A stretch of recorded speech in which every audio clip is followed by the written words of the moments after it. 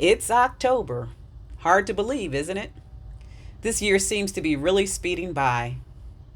By now, just about everyone knows that October is Breast Cancer Awareness Month.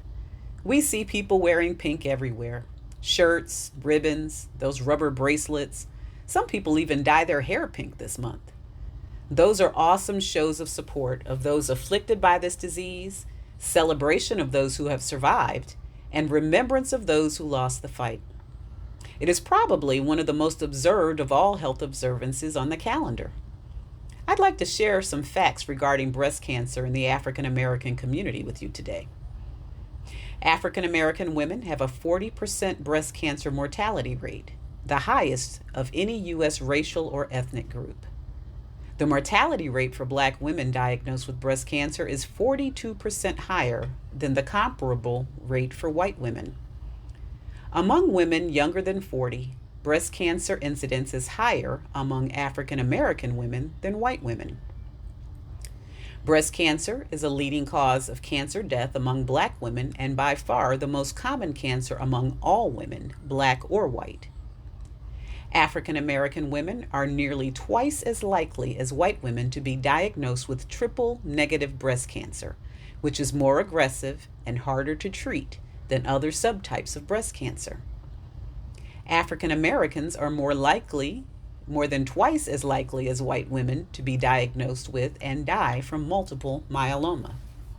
Those are staggering statistics. In light of our acknowledgement that African Americans have been dealt a really bad hand when it comes to medical treatment, it comes to no surprise. It doesn't make it any less infuriating, though. So what's to be done?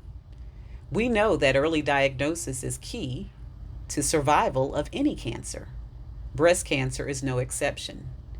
Breast cancer is frequently detected by women during their own monthly self-breast exam.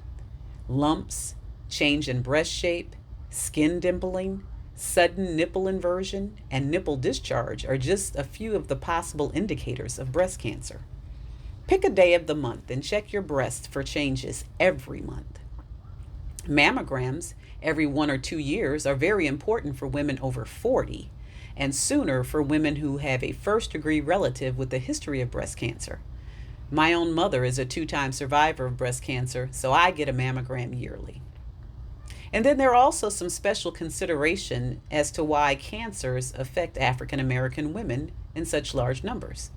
There are certain products that are often marketed to Black women and contain some of the most worrisome ingredients in cosmetics. Among them are skin lighteners, hair relaxers, Brazilian blowout treatments, and acrylic nails. While it may seem overwhelming to overhaul your entire beauty bag, it's possible to make small changes one product at a time. So I have some tips for you. Skip the toxic hair products, go natural. Bring your own safer neutralizing shampoo to the salon to avoid formaldehyde-releasing preservatives, endocrine disruptors, or carcinogens. Avoid nail polishes that include any of the toxic trio, dibutyl phthalate, formaldehyde, or toluene. Reduce your use of products with added fragrance. Read labels closely and find safer alternatives using apps and websites like Think Dirty, EWG's Healthy Living, The Good Guide. Trusted third-party certifiers like Made Safe and EWG Verified will rate your personal care products for safety and toxicity. While it would be nice to think that the $84 billion cosmetic industry is working to make products safer for consumers, it would be smarter to look out for yourself. If you must use cosmetics, read the labels. It may save your life. As I mentioned earlier, information about Breast Cancer Awareness Month is everywhere. There are many resources online regarding it. Right here, we have the Roanoke Valley Breast Cancer Coalition. They've been educating women in our community for years. If you have any questions, you can always reach out to them.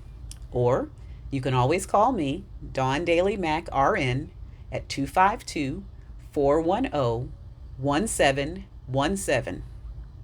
Take care of the tatas. And remember, Black health matters.